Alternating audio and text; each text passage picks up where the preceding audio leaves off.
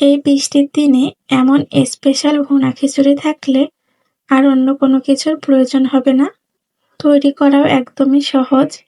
আসসালামু আলাইকুম everyone, welcome back to my channel. আজ আমি শেয়ার করব খুবই মজাদার গরুর মাংস দিয়ে ভুনা খিচুড়ির রেসিপি। খিচুড়ি আমরা কম বেশি সবাই রান্না করতে পারি, তবে এভাবে ভুনা খিচুড়ি রান্না করলে টেস্ট অনেক ভালো আসে। আশা করছি ভালো লাগবে। খিচুড়ি রান্না করার জন্য এখানে নিয়ে নিব 2 কাপ পরিমাণ চিনি গুঁড়া পোলাওয়ের চাল। আপনারা চাইলে যে কোনো চালই নিতে পারেন। দিয়ে দিব 1/2 কাপ পরিমাণ মুগ ডাল। শুকনা কড়াইতে মুগ ডালগুলো দিয়ে হালকা লালচে করে ভেজে নিয়েছি। এতে খিচুড়িতে সুন্দর একটা সুঘ্রাণ হবে। দিয়ে দিব 1/2 কাপ পরিমাণ মসুরের ডাল। এখানে আমি 2 ধরনের ডাল ব্যবহার করছি। সবকিছু এখন মিশিয়ে নিব। এখানে চাল ডাল দিয়ে 2 কাপ চাল, 2 রকমের ডাল দিয়ে 1 কাপ হয়েছে, টোটাল 3 কাপ। এভাবে মেপে নিলে পানি দিতে সুবিধা হয়। চাল ডাল ভালোভাবে ধুয়ে পানি ঝরাতে রেখে দিয়েছি, এতে করে এক্সট্রা পানি ঝরে যাবে। এদিকে আমি নিয়ে নিয়েছি 800 গ্রামের মতো গরুর মাংস। গরুর মাংসগুলো ছোট ছোট পিস করে কেটে নিয়েছি। খুবই ভালোভাবে ধুয়ে পানি ঝরিয়ে নিয়েছি। এখন এখানে দিয়ে দিব 1.5 টেবিল চামচ পরিমাণ রসুন বাটা, 1.5 টেবিল চামচ পরিমাণ আদা বাটা, স্বাদ মতো লবণ। দিয়ে দিব 1 টেবিল চামচ পরিমাণ মরিচের গুঁড়া, 1 চা চামচের মতো হলুদের গুঁড়া, 1 চা চামচের মতো জিরা গুঁড়া, 1 চা চামচের মতো গরম মশলার গুঁড়া। সবকিছু দিয়ে মাংসের সঙ্গে ভালোভাবে মেখে নিব। এভাবে মাংসের সঙ্গে মেখে 10 মিনিটের মতো রেখে দিব মেরিনেটের জন্য। এতে করে মাংসের টেস্ট অনেক ভালো আসবে। সবকিছু মেখে নিয়েছি, এখন রেখে দিব 10 মিনিটের মতো। এদিকে চুলাতে একটা কড়াই বসিয়ে দিয়ে দিব পর্যাপ্ত পরিমাণ তেল। তেলটা একটু গরম হলে 1/2 কাপ পরিমাণ পেঁয়াজ কুচি দিয়ে দিব। এই পেঁয়াজ কুচিগুলো ভালোভাবে নেড়েচেড়ে হালকা নরম করে ভেজে নিতে হবে। একেবারে ভেজে বেরেস্তা করা যাবে না। এখন এখানে দিয়ে দেব কিছু দারুচিনি, এলাচ, তেজপাতা। সবকিছু দিয়ে আবারও পেঁয়াজের সঙ্গে ভালো করে নেড়েচেড়ে নিব। এতে করে সুন্দর একটা সুঘ্রাণ হবে। কিছুক্ষণ আমি নেড়েচেড়ে নিয়েছি, পেঁয়াজগুলো হালকা নরম হয়ে এসেছে। এখন এখানে দিয়ে দেব মেরিনেট করে রাখা গরুর মাংস। সবটুকু মাংস এই পেঁয়াজের মধ্যে দিয়ে দিব। এখন ভালো করে নেড়েচেড়ে নিতে হবে পেঁয়াজের সঙ্গে। যেহেতু মশলাটা মেখে নিয়েছি, ভেজে নিই নাই, এজন্য মাংসটা ভালোভাবে কষাতে হবে। এরপর যেখানে কোনো পানি অ্যাড করব না, পানি ছাড়াই ঢাকনা দিয়ে রাখবো। এতে করে মাংস থেকে যে পানিটা ছাড়বে সেটা দিয়ে ভালোভাবে কষিয়ে নেওয়া হয়ে যাবে। ঢাকনা দিয়ে রেখেছিলাম, ফিরে এসেছে কিছুক্ষণ পর। দেখুন মাংস থেকে কিন্তু অনেকটাই পানি ছেড়ে দিয়েছে। এই পানিটা দিয়ে মাংসটা ভালোভাবে কষিয়ে নিব। এতে করে কাঁচা মশলার গন্ধটা থাকবে না। আমি আবারও ঢাকনা দিয়ে রাখলাম, ফিরে এসেছি কিছুক্ষণ পর। ঢাকনা তুলে ভালোভাবে নেড়েচেড়ে দিব। এই পর্যায়ে মাংসের পানিটা শুকিয়ে গিয়েছে। এই মশলাটা একটু ভালোভাবে ভেজে নিব। মশলাটা ভালোভাবে ভেজে নিয়েছি। এখন মাংস সিদ্ধ করার জন্য 1 কাপ পরিমাণ গরম পানি দিব। গরম পানিটা দিলে মাংসটা তাড়াতাড়ি সিদ্ধ হয়ে যাবে, মাংসের টেস্টটাও ভালো লাগে।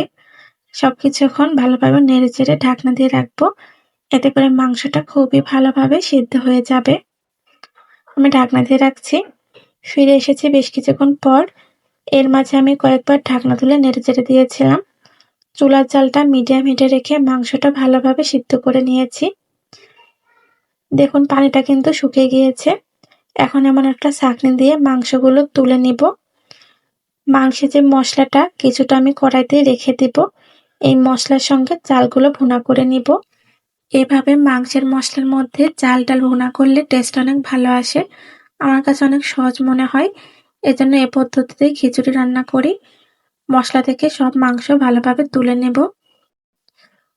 সব মাংস তুলে নিয়েছি। এখন এই মশলার মধ্যে দিয়ে দিব চাল ডাল।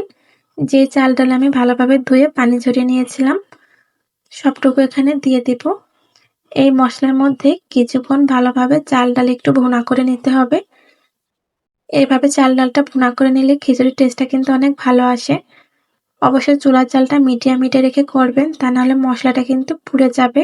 মশলা পুড়ে গেলে খিচুড়ির টেস্টটা একদমই ভালো আসবে না।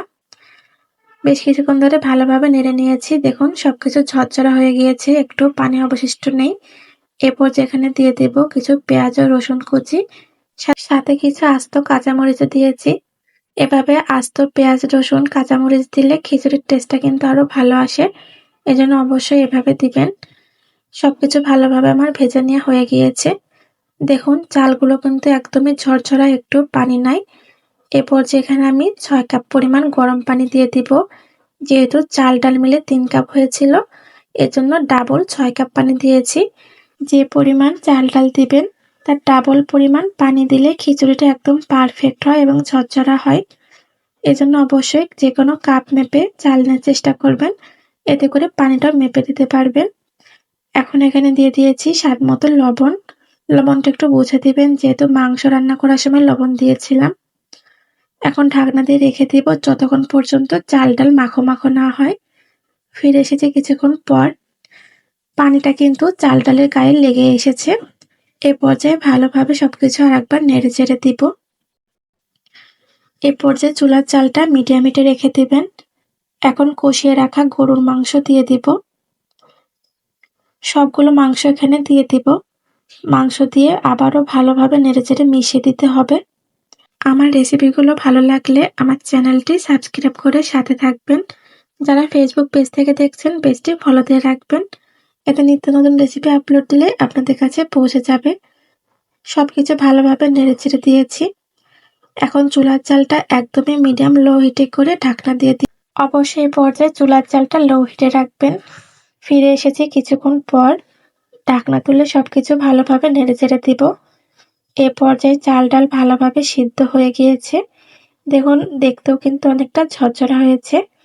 এই পর্যায়ে এখানে দিয়ে দেব ১ টেবিল চামচ পরিমাণ ঘি। এভাবে ঘি দিলে খিচুড়ির টেস্টটা কিন্তু আরো বেড়ে যায়, খেতে অসাধারণ লাগে। ঘি দিয়ে আবারও সবকিছু একটু নেড়েচেড়ে মিশিয়ে দিতে হবে। এতে করে সবকিছুতে সুন্দর একটা সুঘ্রাণ আসবে। এ পর্যায়ে সবকিছু নেড়েচেড়ে খিচুড়িটা একটু দমে রাখতে হবে। আমি ২ মিনিটের মতো দমে রেখে দেব ঢাকনা দিয়ে।